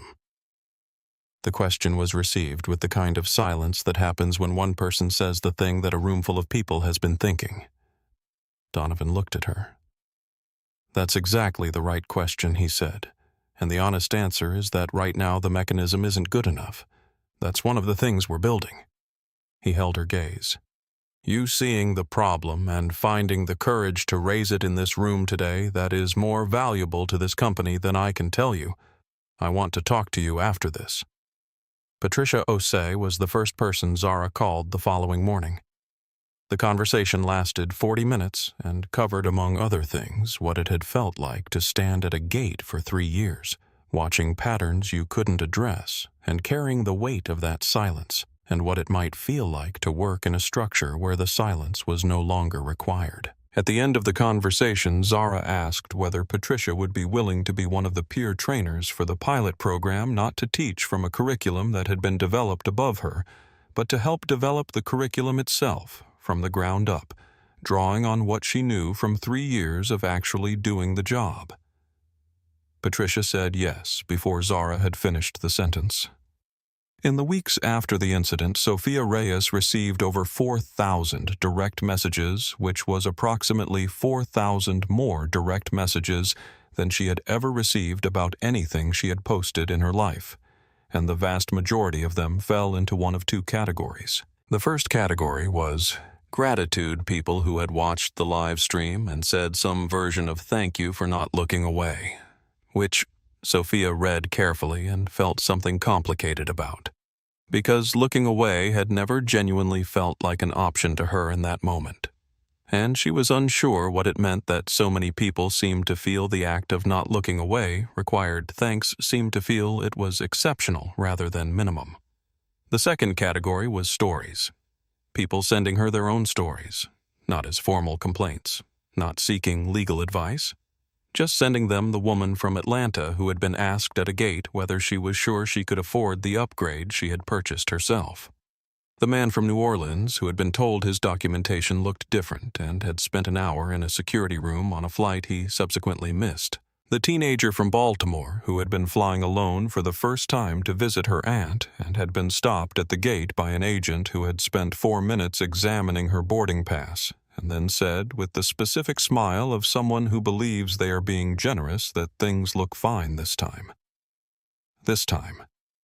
As if there had been a previous time. As if the existence of a correct document was something that required periodic re-verification. Sophia printed them all, not as a data project, not for any formal purpose, just because they were real, and printing them made them more real than leaving them in a phone screen, gave them the weight of paper, made them the kind of thing you had to physically hold. She was reading through the printed stack at her kitchen table on a Saturday morning when Zara Bennett called. She had not spoken to Zara since the night of the incident, though she had watched Zara's speech at the gate so many times by then that she could have delivered several sentences of it from memory. She answered the call with a mix of nerves and the particular warmth you feel towards someone you watched go through something difficult and come through it intact. I want to ask you something, Zara said, and I want you to know that you can absolutely say no and it will not affect anything. Ask, Sophia said. The pilot program I'm running the training redesign. I'm trying to build the content from real stories, real experiences, not from frameworks developed by people who've studied this without living it. And I think you have a collection of those stories. A pause. I'm not asking you to join the company. I'm not asking for anything formal. I'm asking whether you'd be willing to sit in a room with me and the training team a few times and help us understand what you've been hearing from people. Sophia looked at the stack of printed pages on her kitchen table. 4,000 messages distilled to paper. I've been sitting here trying to figure out what to do with these, she said. I know, Zara said. I think I know what they're for. They met for the first time in person at a coffee shop in Little Havana 2 days later, which felt right to Sophia in a way she could not have pre-articulated meeting in a neighborhood that had always been a place for people who needed to find their footing in a new city who had arrived somewhere carrying more than luggage and less certainty than they needed. They sat at a small table by the window, and Sophia brought the printed stack, and Zara brought the black notebook, and they talked for 3.5 hours without looking at their phones. Do you know what I kept thinking? Sophia said at one point when I was watching it happen. I kept thinking that this was the kind of thing that everyone always says someone should do something. And I was the someone, and I was standing right there. Zara looked at her across the coffee cups and the stack of printed stories. You were, she said, and you did. The new gate. A 12 didn't announce itself. That had been deliberate Zara's specific instruction to the redesign team, which she had given in a meeting 6 months ago, while sitting on the floor of the old gate area with Patricia Osei and 2 other frontline employees, and Sophia Reyes sketching layout ideas in her notebook. Don't make it look like a statement, she had said. Make it look like somewhere you actually want to be. The velvet rope was gone. So was the mahogany counter, which had been replaced by a lower curved surface that didn't position the gate agent above and apart from the passengers, but at the same level, in the same space, in the kind of configuration that makes conversation feel natural rather than transactional. The lighting was warmer, more like a living room and less like a government office. The seating area had been repositioned so that it opened toward the gate rather than facing away from it, which had the effect, small but real, of making people in the seating area feel included in the space rather than stored in it. None of these were revolutionary changes. That was the point. The most effective changes Zara had found over 6 months of piloting across 5 gates were rarely revolutionary. They were small, structural, considered adjustments to the built environment of a space that changed the behavior that felt natural within it, that made seeing people really seeing them the path of least resistance, rather than the exception. Patricia Osei was at the counter at 7 a.m., as she had been every morning for the past 4 months in her new role as lead trainer for the Miami hub. She was 26 years old and had the particular quality of attention that people develop when they have spent years genuinely caring about work that no one around them was visibly caring about, a focused, generous, noticing that found expression in small acts rather than large gestures. She remembered passengers who had told her they were nervous about flying. She noticed when someone was struggling with luggage before they asked for help. She could tell usually within the first sentence of an interaction what a person actually needed from her, and she had spent 6 months teaching that capacity, the capacity to actually see a person rather than process them, to the 43 gate agents who worked the 5 pilot gates. At 7:23, a family came through the entrance to the gate area. A mother and father in their early 40s, both in clothing that suggested they had dressed carefully without being entirely comfortable with the result, that specific combination of effort and uncertainty that people sometimes wear when they are going somewhere they are not entirely sure they belong. Behind them, 2 kids, a boy of about 12 who was looking at his phone and a girl of about 9 who was looking at everything. The girl had eyes that moved the way the eyes of imaginative children move, taking in categorizing storing, finding the interesting thing in every scene before her brother had lifted his gaze from the screen. She was wearing a purple backpack and a pair of sneakers that she had clearly chosen herself, and she was holding her mother's hand with one hand and pointing at the window with the other at the aircraft beyond the glass, which were catching the early morning light in a way that made them look briefly like they were made of gold. Patricia stepped around the counter before the family reached it. "Good morning," she said, and she said it to all four of them, making eye contact with each face, including the kids, which is not something everyone thinks to do, and which the girl in the purple backpack noticed immediately because the noticing showed on her face in a small, pleased way. "Flying to Denver today." "Great. Let me get you checked in, and I'll explain the boarding process while I do. It'll be a smooth one." She pulled up their reservation and began the check-in with the easy, continuous conversation of someone who has learned that the most effective thing you can do with a person who is nervous is give them information, because information replaces anxiety with something to do with your attention. Zara was in the seating area. She had come in early, as she sometimes did, not to supervise but to watch. Not with the evaluative attention of a program director conducting an assessment, but with the quieter attention of a person who is still 6 months in, surprised and moved by what a space can become when it decides to take people seriously. She watched Patricia with the family. She watched the boy eventually put down his phone and look up. She watched the mother's shoulders drop slightly from the braced position they had been in since they arrived. Then she watched the girl. The girl had gotten bored with the check-in process the way 9-year-olds get bored with anything that doesn't involve her directly, and had drifted toward the window, trailing one hand behind her as the tether to her mother stretched without breaking, and she was standing with her face about 6 inches from the glass, watching an aircraft taxi toward the runway, with the total absorption of someone who has found the exact right thing to look at. Patricia, who had finished the check-in and was watching from the counter, saw the girl at the window and stepped around the counter again and walked over and crouched down beside her, coming to the girl's height, and said something that Zara was too far away to hear.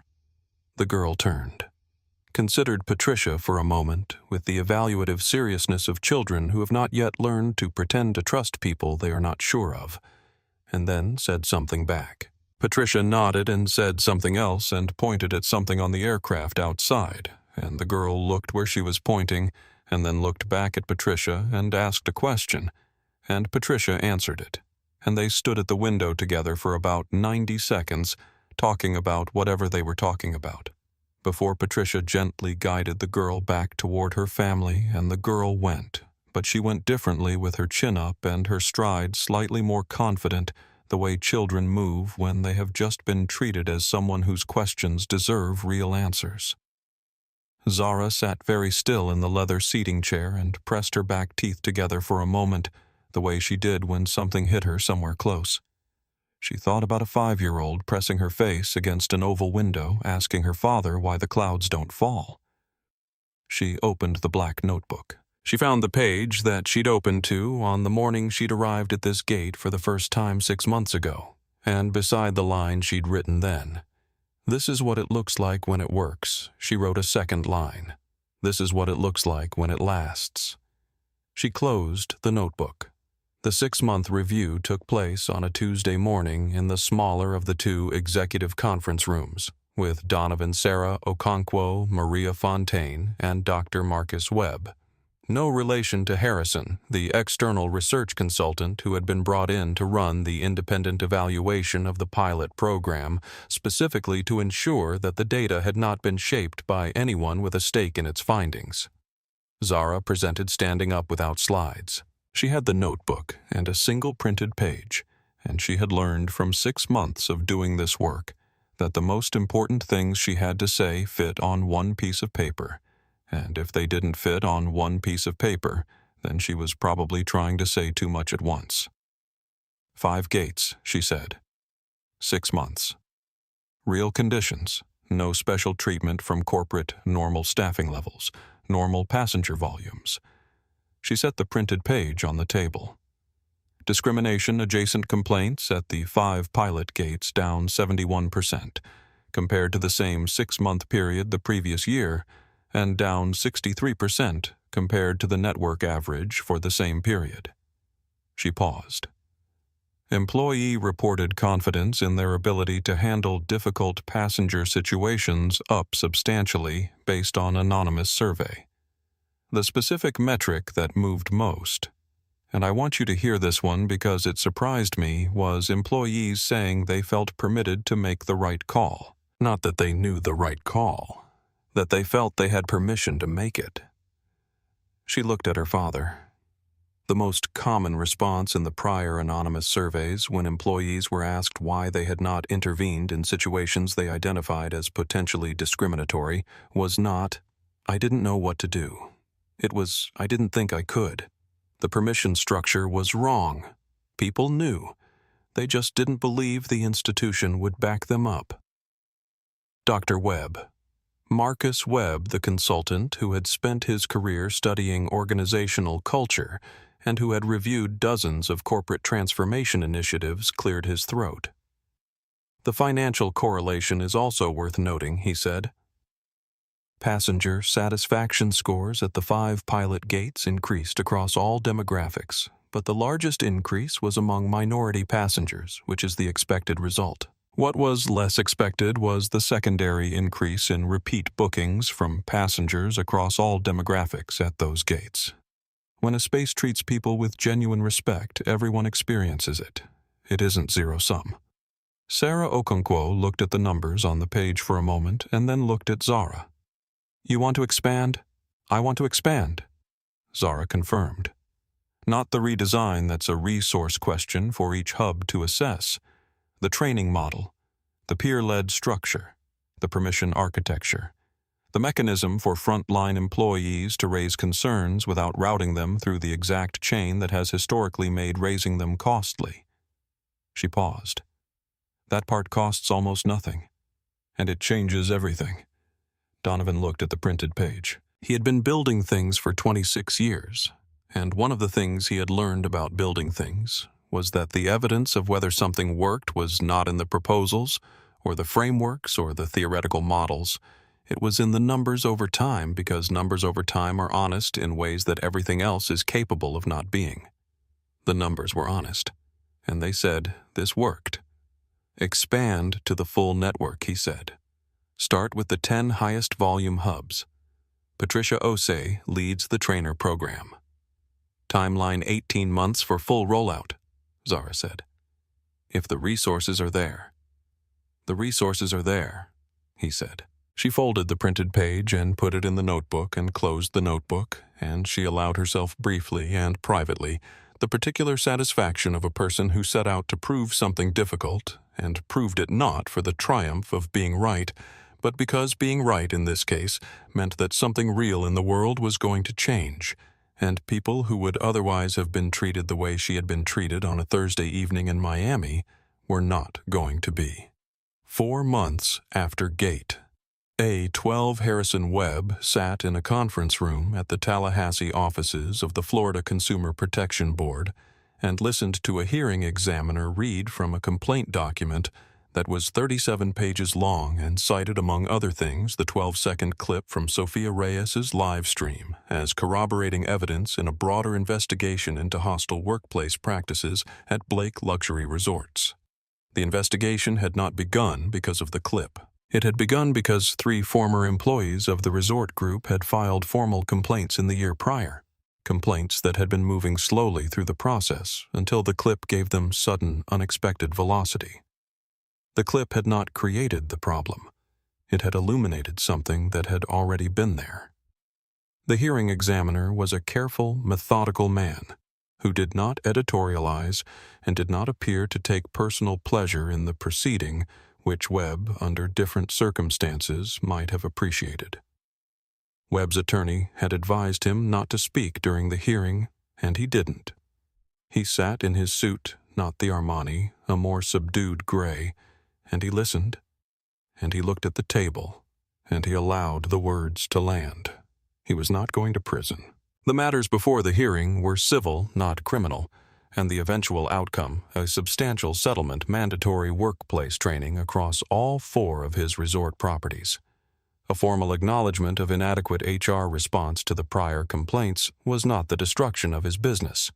though it was the significant diminishment of it in ways that would take years to fully reckon with. 2 of his 4 corporate partners had not renewed contracts pending the resolution of the hearing. A third was reviewing. What Webb thought about in the conference room that Thursday morning in Tallahassee was not primarily the money. He was thinking with a consistency he would not have predicted in himself about the 12 seconds on the clip. He had seen it many times by then, and each time he had looked at it trying to find in the man in the Armani suit and the Patek Philippe watch some evidence of misrepresentation, some way in which the clip had compressed or distorted or omitted something that would change the meaning of what he had said. He had not found it. He had found instead a very clear 12 seconds in which he had made a choice that felt in the moment like common sense and looked from the outside like something he did not want to be. He paid the settlement. He sat through the training alongside his employees, which had not been a requirement, but which his attorney had suggested as a gesture and which Webb had agreed to after thinking about it for longer than most decisions he made. He sat in the sessions without speaking, which was the right call. Whether any of it changed anything in him was not something anyone outside him could assess. The training happened. The settlement was paid. The structures around the behavior that had been visible were addressed formally and on paper in ways that created accountability where there hadn't been any. That was what accountability looked like from the outside. Not transformation, which was internal and unverifiable, but structure, which was external and real, and which made certain behaviors costly in ways they had not been before. One outcome at a time. That was how things changed. On a Thursday morning in November, 11 months after the incident at Gate A, 12 Zara Bennett stood in the lobby of Meridian Airlines Miami headquarters and looked at her own work on the wall, which was the strangest and most clarifying experience she had had in a long time. Everyone Belongs Somewhere occupied the entire north wall of the lobby, a space that was 17 feet wide and 11 feet high, and the installation had been reconfigured slightly from its original Columbia dimensions to fill it each fragment of glass resecured with the same precision she had used the first time, so that the 412 faces still caught the light and threw it in the same directions, the world map still recognizable in the overall shape, even as each individual piece was a fracture, a break, a thing that had been whole and was now deliberately not whole, and the meaning of that, the meaning of assembling something beautiful from broken pieces, had not changed in the translation from studio to lobby.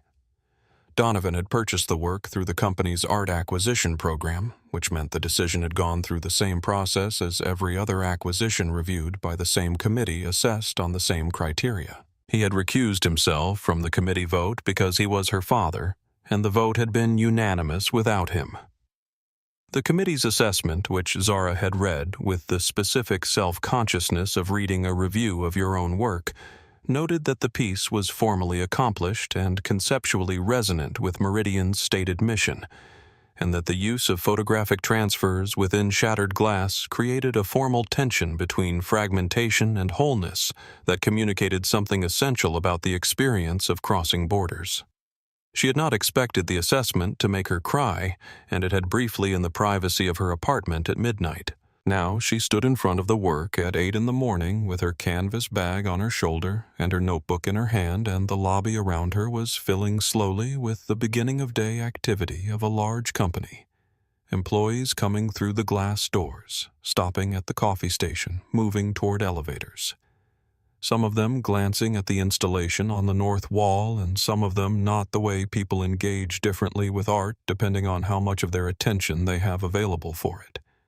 She heard her father's footsteps before she saw him. She had known those footsteps her whole life, the particular rhythm of someone who moved through space with purpose and without hurry. And she didn't turn around. She just waited, and he came to stand beside her, and they looked at it together. He didn't speak for a while. He was doing what he always did with things that mattered to him, looking fully before he said anything, before he processed it into language, because language had a way of finishing an experience before it was done. She watched him look at the faces. 412 of them. a woman from Accra with a law degree, a software engineer from Seattle who had started driving, a nurse from Miami who had spent a 5-hour flight not pressing the call button. People who had answered a question that a 22-year-old in a paint-stained hoodie had thought to ask, because she had grown up in airports, grown up adjacent to the machinery of travel, grown up with a father who had built that machinery and had understood, somewhere in the intersection of those things, that the machinery had gaps in it, that the people running it hadn't yet looked at directly. "I owe you something," Donovan said. Zara looked at him. "When I built this company," he said, "I built it toward something. Access. Connection. The idea that everyone should be able to move through the world. I said those things in 100 speeches and 100 interviews, and I meant them. And then I built the systems and the structures and the culture, and I didn't look closely enough at whether the thing I was building matched the thing I said I was building." He was quiet for a moment. "You looked. Before any of this happened, you looked and you saw it, and you spent 3 years documenting it, and then you came to my airport, and it happened to you anyway." Zara was quiet. "I'm sorry," he said. "Not as the CEO. As your father." She thought about what to say. She thought about the nurse from Miami and the engineer from Seattle and the woman from Accra and the 409 others whose faces were in the glass on this wall, and she thought about the 413 people who would walk through doors today and feel the thing those passengers had felt in different airports, in different terminals, at different counters, and how many of them would have someone standing 30 feet away. "Don't apologize to me," she said. "Do the work." "I'm doing the work," he said. "I know." She looked at the installation, the shattered glass, the world in pieces, the 412 faces that were also, in some way, one face the face of everyone who had ever been told or implied or made to feel that they were standing somewhere they didn't belong. "So am I." He put his hand on her shoulder, the same gesture he had made at Gate A 11 months ago, the same weight, the same wordlessness of it. But this time there was nothing to fight, nothing to resolve. There was just a father and a daughter standing in front of something the daughter had made in the building the father had built in the city where both of them had decided separately and together that they were going to stay and do the work. The morning light came through the lobby's east windows and hit the glass installation, and 412 faces scattered into light across the floor, and it was, Zara thought, exactly what she had been trying to make it.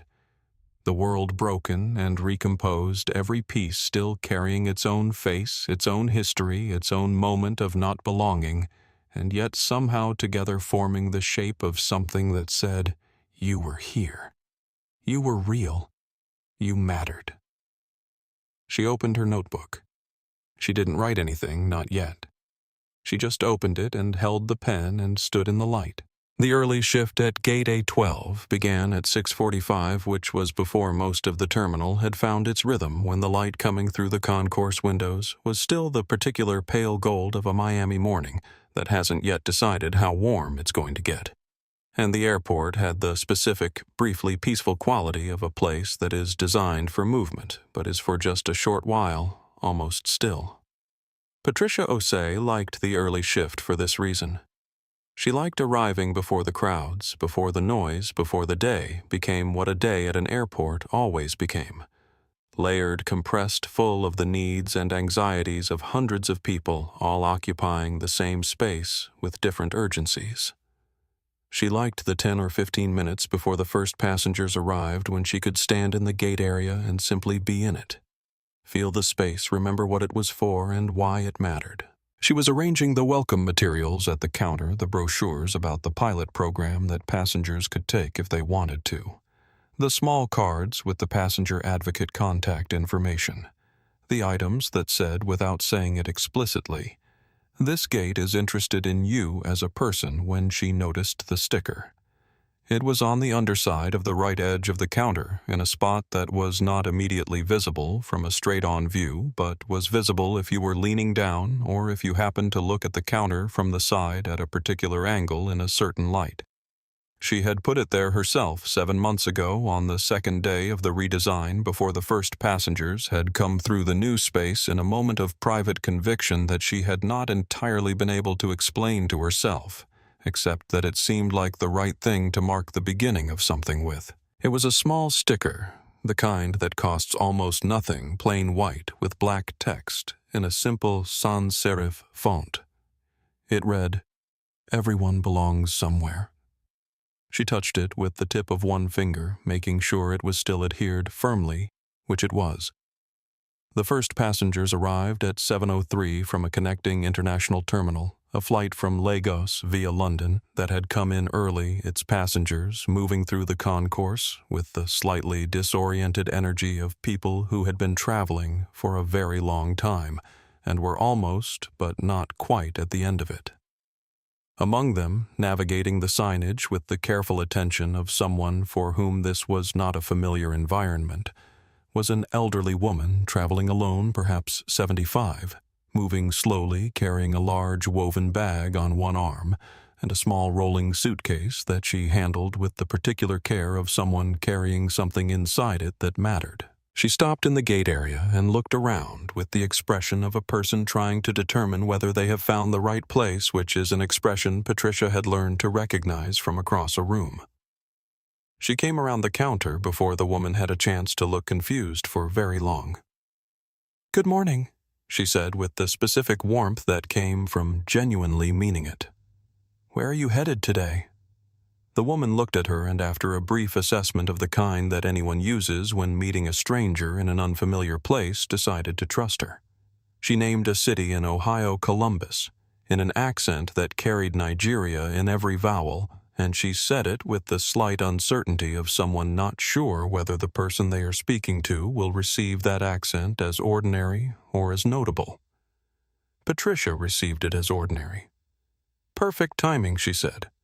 "That flight doesn't board for another 40 minutes, so you have a bit of space. Let me check your boarding pass and get you settled, and I'll show you where the water station is. Flights from London are long." The woman gave her a boarding pass, and Patricia scanned it immediately automatically without examining the woman's face first, and the system confirmed it, and Patricia smiled at her and said, "You're all set. Seat 14. C." Zara had come in early. She had a meeting at 9 in the executive offices, but she had arrived at 7 because she sometimes liked to pass through Gate A12 in the morning just to see it, just to remember why she was doing what she was doing.